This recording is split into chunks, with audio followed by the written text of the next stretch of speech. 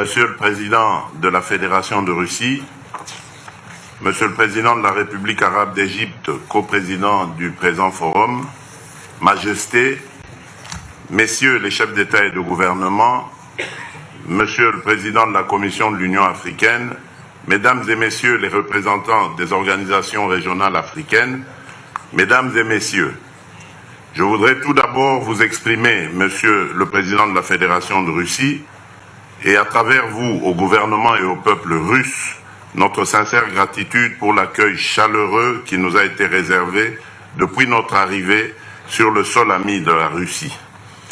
Je salue particulièrement mon frère, le président de la République arabe d'Égypte, M. Abdel Fattah al-Sisi, co-président de ce sommet.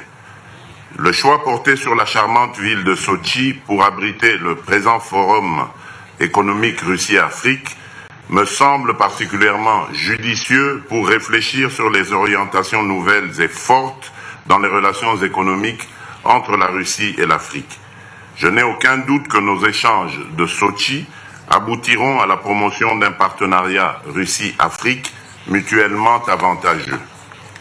Messieurs les présidents, Mesdames et Messieurs, les impératifs de coopération et de développement ont conduit mon pays à adopter le bon voisinage et l'ouverture au monde comme principe directeur de notre politique étrangère qui met l'intérêt supérieur de l'homme congolais au centre des partenariats porteurs de croissance forte et inclusive.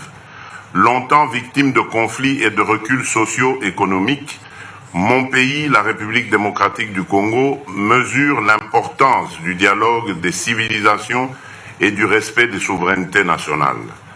Les efforts des pays africains pour le développement et le mieux-être social sont sérieusement handicapés par manque de vision politique commune et concertée.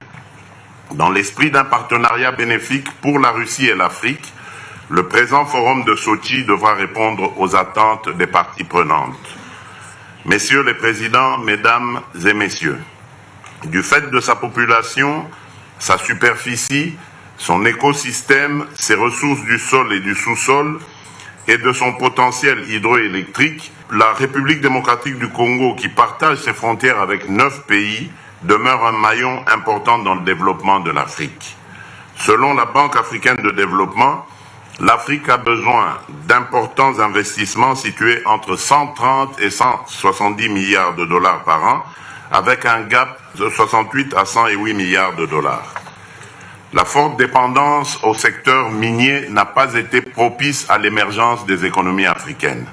Dans le cas spécifique de mon pays, entre 2010 et 2014, les entreprises minières et pétrolières ont mobilisé des revenus de l'ordre de 48 milliards et demi de dollars, alors que le pays n'en a tiré que 6 milliards 9 de revenus. Les multinationales investissent continuellement en République démocratique du Congo, comme dans les autres pays africains à haut potentiel minier. Il est cependant surprenant de constater qu'elles sont peu sensibles aux sirènes entretenues par les médias dominants à l'échelle mondiale, qui dépeignent le continent comme le réservoir de tous les malheurs, la zone rouge de tous les investisseurs. Cet afro-pessimisme médiatique à géométrie variable constitue une injustice qui devrait cesser. Mesdames et Messieurs, le modèle de développement durable que j'ai choisi consacre le primat de l'agriculture sur les mines.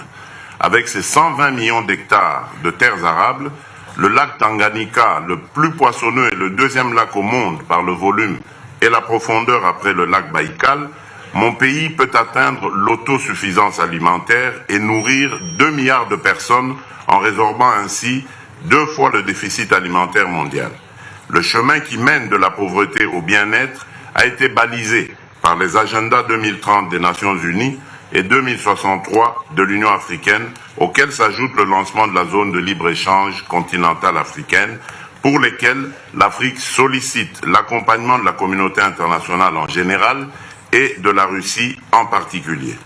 Dans ce contexte, l'Afrique entend demeurer en dehors des rivalités des grandes puissances. Partisan d'un nouvel ordre politique, d'un nouvel ordre mondial plus équilibré et plus inclusif, je m'associe à la volonté exprimée pour demander que la Russie réintègre le G7. Messieurs les présidents, mesdames et messieurs, pour terminer, je considère que ces assises de Sotchi ne seront un succès que dans la mesure où la mise en œuvre de leurs résolutions permettra notamment l'installation des usines locales de transformation dans les secteurs des industries extractives et de l'agroalimentaire, le transfert des technologies, la modernisation des infrastructures et l'accessibilité aux financements innovants des investissements. Je vous remercie de votre bienveillante attention.